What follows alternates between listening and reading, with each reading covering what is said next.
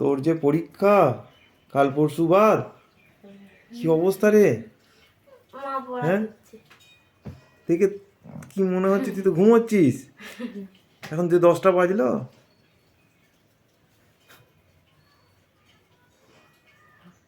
আমার মনে হচ্ছে এ পড়াশোনা করছে।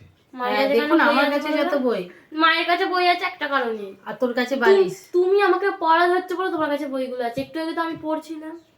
সেটা তো না, তোর কাছে কোনো বই নেই, তুই পড়ুয়া মেয়ে, আমি পড়ছি। আরে আমার তুমি কাছে এত সব বই। বই থেকে প্রশ্ন করছো বলে। হবার গা না হবার গা, খেলা করে যা।